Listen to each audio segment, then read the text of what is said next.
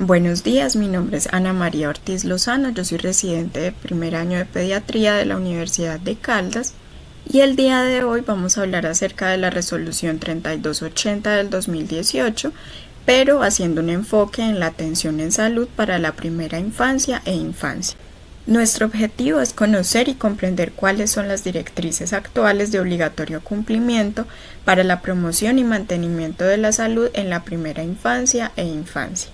Se hizo uso de esta revisión secundaria, que es la resolución 3280 del 2 de agosto del 2018 del Ministerio de Salud y de Protección Social. Dentro de las rutas integrales de atención en salud se encuentra entonces la Ruta Integral de Atención para la Promoción y Mantenimiento de la Salud. Como sabemos, en este caso la atención es individual según el momento del curso de la vida en la cual se encuentra el paciente. Para el día de hoy hablaremos de la primera infancia e infancia. La atención en salud por pediatría, medicina general o familiar y enfermería para la primera infancia tiene los siguientes 4 objetivos. El primero de ellos es valorar y hacer seguimiento de la salud y el desarrollo integral, que puede ser físico, cognitivo y social de los niños y de las niñas. Identificar tempranamente la exposición o presencia de factores de riesgo con el fin de prevenirlos o derivarlos para su manejo oportuno. Detectar de forma temprana alteraciones que afecten negativamente la salud y el proceso de crecimiento y desarrollo con el fin de referirlas para su manejo oportuno. Y por último, potenciar capacidades, habilidades y prácticas para promover el cuidado de la salud y fortalecer el desarrollo de los niños mediante la información en salud con padres o cuidadores y también pues con los mismos pacientes, en este caso los niños. Esta atención de primera infancia va dirigida a todos los niños y niñas entre 8 días a 5 años, 11 meses y 29 días que se encuentran dentro del territorio nacional. En cuanto al talento humano, la valoración integral de la salud debe ser realizada de forma complementaria entre los profesionales de medicina general o familiar y de enfermería. Tener en cuenta también que el personal debe contar con todas las capacidades técnicas e individuales para realizar una adecuada evaluación pediátrica. Para el caso del tamizaje de agudeza visual, este debe ser realizado por un personal entrenado que puede ser un médico general, especialista u optómetra. E idealmente, para el caso de los niños de mayor riesgo, la valoración debe ser realizada por un especialista en pediatría. ¿Quiénes son los niños de mayor riesgo? Aquellos entonces con bajo peso al nacer de menos de 2.500 gramos, que sean prematuros de menos de 37 semanas. En este caso, la atención se hace según el lineamiento técnico de madre canguro, anomalías congénitas mayores o múltiples, hospitalizaciones neonatales mayores a 7 días, patología perinatal o neonatal significativa. Dentro de esta tenemos por ejemplo la asfixia perinatal, los trastornos metabólicos persistentes, las convulsiones, la sepsis neonatal temprana que no respondió a primera línea de antibiótico, si ha requerido de reanimación neonatal, ventilación mecánica, algún tipo de cirugía o cualquier otro procedimiento que haya sido invasivo. Condiciones crónicas neurológicas, cardiovasculares, respiratorias, metabólicas, endocrinas, gastrointestinales o renales. Y discapacidad que puede ser de cualquier tipo o que tengan un alto riesgo de presentarlas por una condición identificada, como por ejemplo una anotia, una anoftalmía, una agenesia de extremidades o ya resultados de estudios metabólicos para enfermedades neurodegenerativas. Niños o niñas con sospecha de problemas del desarrollo infantil, que puede ser un retraso, una disociación, desviación o regresión del desarrollo, o hijo de madre que tenga sospecha o que tenga ya un diagnóstico de depresión postparto, así como infecciones gestacionales o ya complicaciones durante la gestación, que pueda estar asociada por ejemplo a infecciones tipo sífilis, toxoplasmosis, rubeola, citomegalovirus. Hijo de madre con consumo de sustancias psicoactivas En este caso va a tener alto riesgo de un síndrome de alcoholismo fetal, anomalías congénitas, retraso en el desarrollo y síndrome de abstinencia. Niño con tamización también por sospecha de alteraciones congénitas. En este caso tenemos el hipotiroidismo congénito, errores innatos del metabolismo, hipoacusia o problemas visuales. Por último, que tenga pues un antecedente de hospitalización recurrente, es decir, que hayan sido más de 3 episodios en el último año, u hospitalizaciones prolongadas mayores a 2 semanas, o que hayan sido de pronto muy graves que hayan requerido de atención en unidad de cuidado intensivo pediátrico. Continuamos entonces con la descripción del procedimiento, es decir, cómo debe ser la consulta. Inicialmente tenemos pues los antecedentes personales médicos, es decir, si ha tenido consultas recientes al servicio de urgencias, sintomatología recurrente, antecedentes también hospitalarios, transfusionales, farmacológicos, exposición al humo del tabaco, alérgicos, quirúrgicos, vacunación. Verificar la realización y los resultados de las pruebas de tamizaje neonatal, auditivo, errores innatos del metabolismo y tamizaje de cardiopatía congénita, e indagar sobre el progreso pues de los hitos del desarrollo del niño, sobre la adaptación e integración a los entornos pues de educación inicial, y también si los padres tienen algún tipo de preocupación por ese neurodesarrollo. En los antecedentes familiares se debe hacer especial énfasis si hay antecedentes pues, de enfermedades hereditarias, de asma, de tuberculosis, de dermatitis atópica o de problemas pues, del desarrollo infantil. La alimentación en menores de 6 meses pues, se debe indagar todo lo relacionado con la lactancia materna, cómo está siendo pues, alimentado, la frecuencia, la forma, cómo es el agarre, la succión, si la mamá reconoce el hambre y la saciedad del niño. En el caso de que no la esté recibiendo, entonces qué tipo de fórmula es la que se le está dando, la frecuencia, la cantidad, el modo como la prepara. Para el mayor de 6 meses de edad, entonces hace referencia a cuándo se inició la alimentación complementaria. Ya en este caso se debe hacer pues como una anamnesis de las últimas 24 horas o de un día regular. Entonces se menciona qué tipo de alimentos pues está recibiendo, si recibe de todos los grupos alimentarios, si consume proteínas frecuentemente para evitar el riesgo de anemia. El establecimiento de rutinas y de hábitos saludables en relación con el sueño, cuántas veces y cuánto tiempo duerme al día, dónde duerme, cómo, con quién duerme, cómo es el baño, cómo es el cambio del pañal, el lavado de las manos, el cuidado bucal, el control de esfínteres, si está en ese proceso o si ya los está controlando, cómo es la limpieza del área perineal y el juego.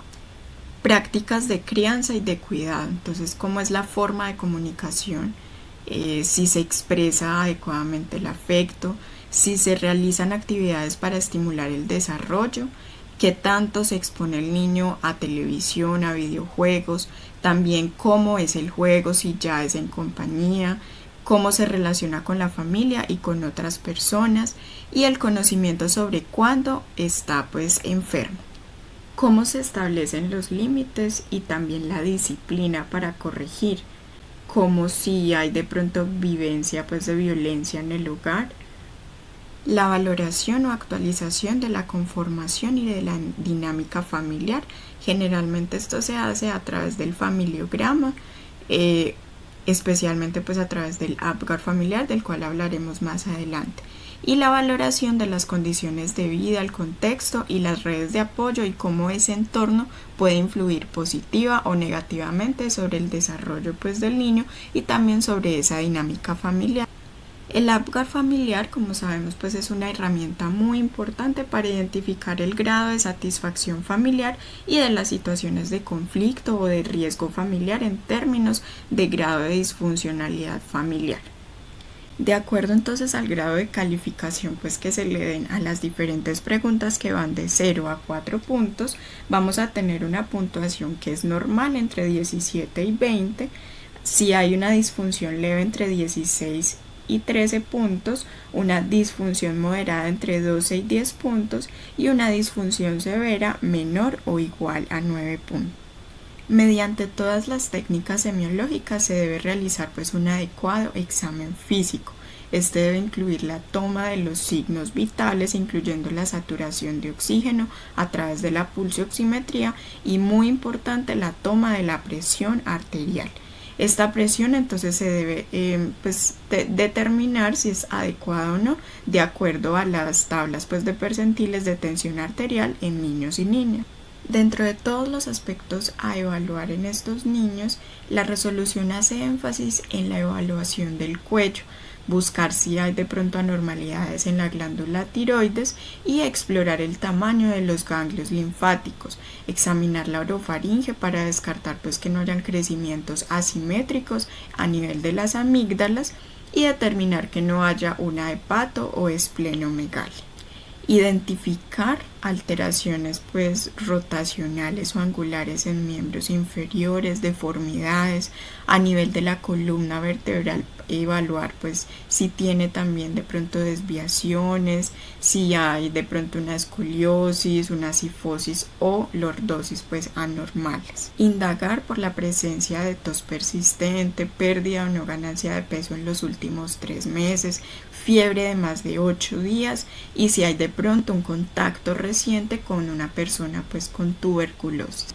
La valoración del neurodesarrollo se inicia según la manifestación de alguna preocupación del padre o del cuidador y ya de una forma objetiva se hace a través de la aplicación de la escala abreviada del desarrollo 3 y el test de M-CHAT que se debe hacer entre los 18 y los 30 meses de edad como tamización para autismo. En caso de alteraciones del desarrollo o del comportamiento mediante la aplicación de esta escala o del test, entonces se debe derivar a la ruta específica para una valoración especializada y realización de los estudios pertinentes. La valoración del estado nutricional y el seguimiento a los parámetros antropométricos se realizarán tomando las medidas de peso, talla y perímetro cefálico para cálculo de los índices correspondientes. Esta clasificación antropométrica se debe realizar según los patrones de crecimiento de la Organización Mundial de la Salud para los niños, niñas y adolescentes menores de 18 años. Si durante esa clasificación evidenciamos que existe una alteración o anormalidad en la valoración nutricional y antropométrica, se debe entonces derivar al niño o a la niña a la ruta integral de atención para la población con riesgo o presencia de alteraciones nutricionales. Continuando con la valoración de la salud sexual, se debe prestar atención especial a la detección de signos de violencia física o sexual. En caso, por ejemplo, de niñas indígenas, se debe identificar prácticas nocivas para la vida y la salud, como por ejemplo la mutilación genital femenina o el matrimonio infantil o forzoso. Asimismo, evaluar la presencia de criptorquidia, epi o hipospadias. En las niñas, la presencia de sinequias vulvares. Si existe algún factor de riesgo, se debe derivar a este paciente para una valoración integral por parte de pediatría para realizar el diagnóstico y el tratamiento adecuado. En la valoración de la salud mental, entonces, adicional a lo que ya hayamos evaluado a través de la anamnesis, se debe valorar la presencia de riesgo psicosocial para violencia, sus diferentes formas, así como si el paciente está siendo parte, por ejemplo, del conflicto armado. De ser así, se debe derivar a la ruta integral de atención para la población en riesgo y víctima de violencia en el conflicto armado, violencia de género y violencia interpersonal. Asimismo, si encontramos de pronto lesiones en los niños o niñas por consumo de sustancias psicoactivas del padre o de la madre, hay que derivar también a la ruta respectiva. La valoración de la salud visual debe ser lo más completa posible. Se debe realizar un examen oftalmoscópico para explorar y evaluar las estructuras del segmento anterior y posterior, evaluar anexos oculares, conjuntiva, córnea, esclera, iris, cristalino, cámara anterior, vítreo, retina, cabeza del nervio óptico y estructuras vasculares. Asimismo, indagar por preocupaciones de los padres respecto a alguna alteración ocular. La agudeza visual se debe entonces evaluar a partir de los 3 años usando los optotipos convencionales y debe ser realizada, como ya dijimos, por un profesional en medicina general o que tenga pues su entrenamiento, o por un optómetra o ya un oftalmólogo. Si se identifica un factor o alguna anormalidad, se debe derivar para la valoración especializada, diagnóstico y tratamiento. Tenemos entonces que la prueba de reflejo de rojo retiniano, inspección externa, examen pupilar, todas estas se deben realizar desde que el paciente está recién nacido. Fijar y seguir y mantener generalmente a partir de los 3 meses, y el reflejo luminoso corneal también desde recién nacido, así como el tamizaje basado en instrumentos. Ya el cover test sí se hace después de los 6 meses, teniendo en cuenta que entre los 3 y 4 años va a haber una agudeza entre 20 y 50, ya entre los 4 y 5 años de 20 y 40, y ya luego de esta edad pues ya se tiene una visión de 20-30 hasta 20-20, que va a ser la del adulto. La valoración de la salud auditiva y comunicativa incluye la evaluación del estado del oído y su integridad a través de la inspección visual, la otoscopia, y de las funciones de la articulación, la voz, el habla y el desempeño comunicativo. Siempre aplicar la lista pues de chequeo de factores de riesgo, de enfermedades del oído, alteraciones auditivas, vestibulares y de la comunicación. Durante la consulta debemos aplicar el cuestionario VAL y verificar la realización del tamizaje auditivo neonatal. En caso de que no se haya realizado, hay que derivar a la ruta integral de atención en salud materno-perinatal y garantizar la toma en los primeros 3 meses. En caso de que los resultados de esta prueba también sean anormales o que encontremos pues algún factor de riesgo, es importante derivar a la ruta también específica, y en este caso bien sea valoración por fonoaudiología o pediatría, para realizar también el diagnóstico y tratamiento oportuno.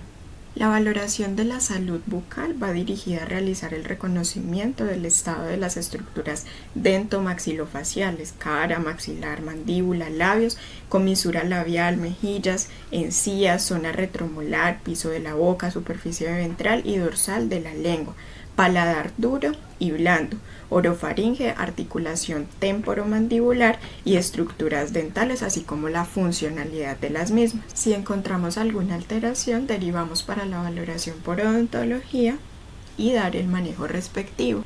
La información en salud siempre debe hacerse según los hallazgos, las necesidades identificadas en la consulta y las inquietudes o necesidades expresadas por el niño, los padres o por los cuidadores.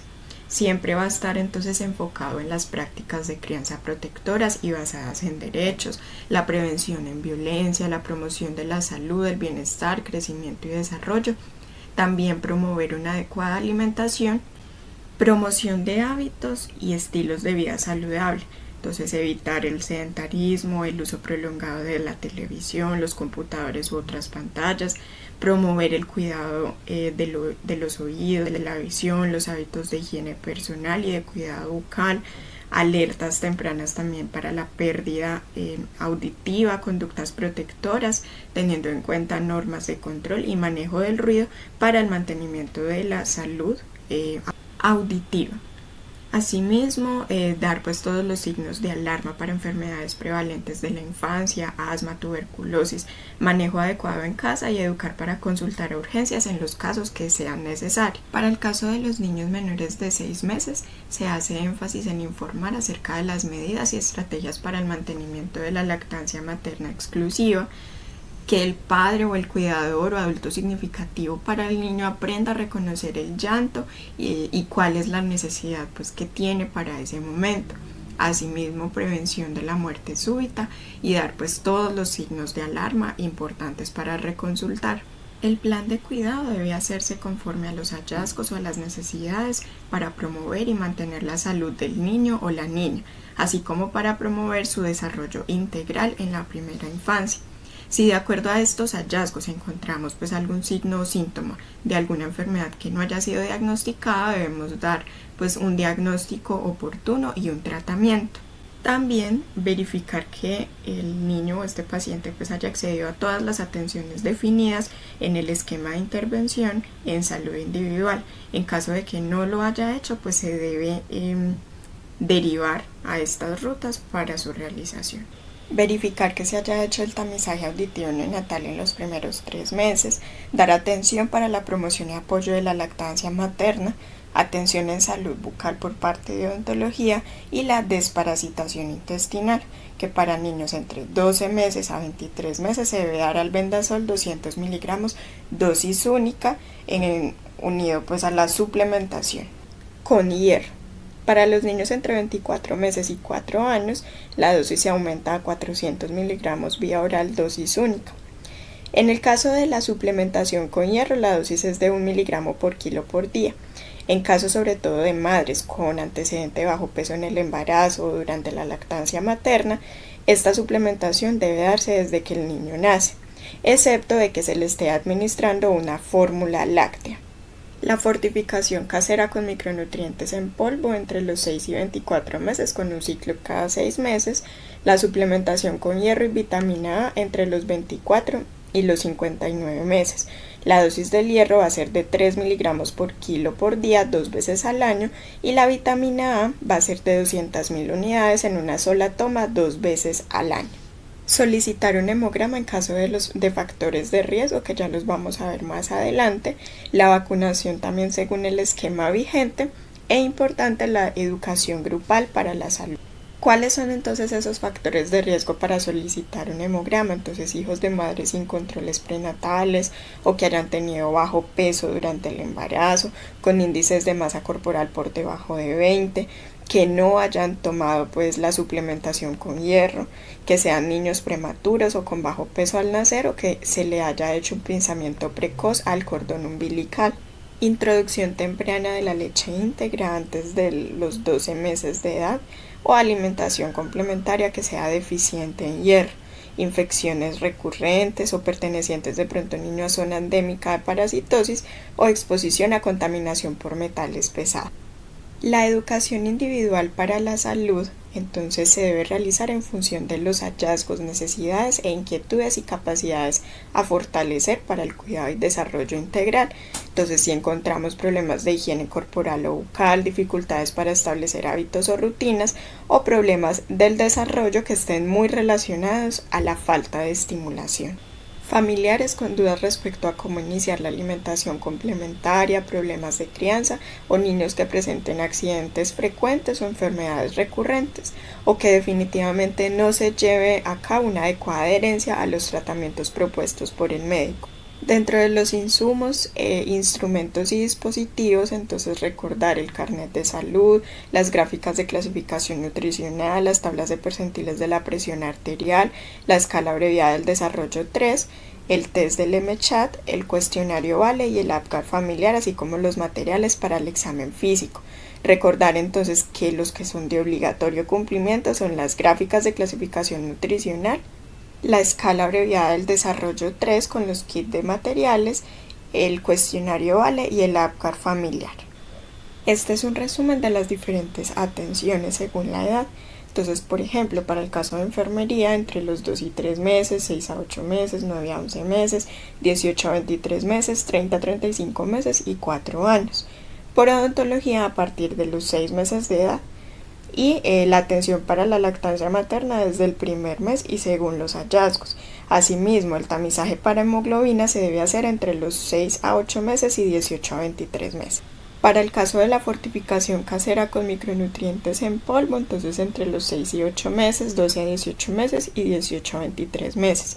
La suplementación con micronutrientes a partir de los 2 años de edad 2 veces al año y la desparasitación intestinal que debe ser a partir del año de edad 2 veces al año también unido a la suplementación con hierro. Y recordar que la educación es parte fundamental en todas las consultas. Continuando con la infancia, entonces la población objeto va a ser entre los 6 años a 11 años, 11 meses, 29 días. La anamnesis debe contar pues con todos los elementos mencionados para la primera infancia. Y aquí hacer especial énfasis en caso de las niñas pues que ya tienen su menarca, mencionar pues todos los antecedentes ginecológicos, también el consumo y los hábitos alimentarios, indagando la frecuencia, la cantidad, la forma de preparación y el tipo de alimentos con la anamnesis pues de las últimas 24 horas. y verificar las prácticas alimentarias.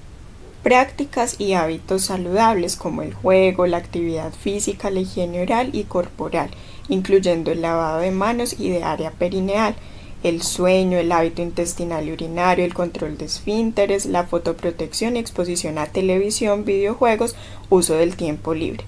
Es importante el desarrollo y el aprendizaje en cada consulta.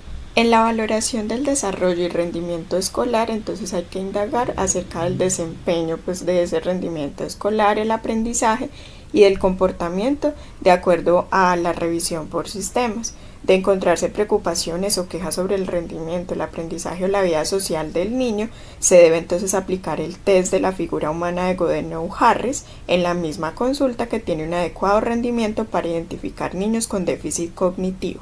En caso de encontrar alteraciones sugestivas de un déficit cognitivo, si hay antecedente personal de retraso en el lenguaje o familiar de problemas de aprendizaje, se debe derivar a pediatría para una valoración oportuna, diagnóstico y tratamiento. La valoración de la salud sexual y la maduración sexual, en este caso se hace a través de los estadios de Tanner y realizar una exploración de la región anogenital para descartar signos de violencia sexual. Evaluar también, si no se ha diagnosticado aún, presencia de criptorquidia, epi o hipospadias o ya en casos de niños más grandes la presencia de varicocele. La valoración de la salud visual se hace muy similar a la ya explicada con el examen oftalmológico y la agudeza a través de los optotipos convencionales. La valoración de la salud auditiva y comunicativa entonces también es muy similar, hacer lista de chequeo de los factores de riesgo de las enfermedades del oído, alteraciones auditivas, vestibulares y de comunicación y la aplicación del cuestionario VAL. En la valoración de la salud mental, además de identificar algún riesgo psicosocial, es importante que en caso de encontrar algún riesgo de problema o trastorno mental, hay que aplicar este instrumento de tamización que es el Reporting Questionnaire for Children, el RQC, que en este caso, si hay alteraciones, debemos también derivar a pediatría o a psiquiatría infantil para una valoración. El plan de cuidado entonces va enfocado a la atención bucal por profesional de odontología, tomar un hemograma para niñas entre 10 y 13 años que ya tengan su menarca, la vacunación con el toxoide tetánico y diftérico a partir de los 10 años y vacunación contra VPH a partir de los 9 años. Es importante la educación grupal e individual para la salud.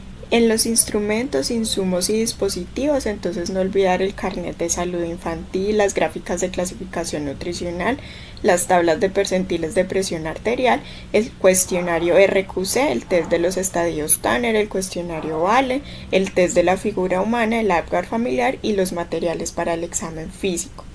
Importante entonces de obligatorio cumplimiento las gráficas de clasificación nutricional, cuestionario VALE y APGAR familiar. Este es un resumen de las atenciones, entonces por pediatría o por medicina general o familiar se debe hacer a los 6, 8 y 10 años, por enfermería a los 7, 9 y 11 años. La valoración por odontología siempre se debe hacer anualmente y el tamizaje para anemia se debe hacer para niñas entre los 10 y los 13 años. La remoción de placa bacteriana se debe hacer 2 veces al año, la vacunación según el esquema y la educación que debe ser continua durante todas las edades. Para concluir, entonces tenemos que la atención a la población de primera infancia e infancia debe ser integral.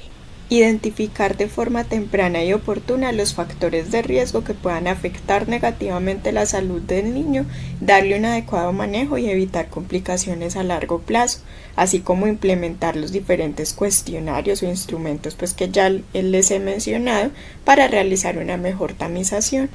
Muchas gracias y recuerden visitar nuestro canal de YouTube.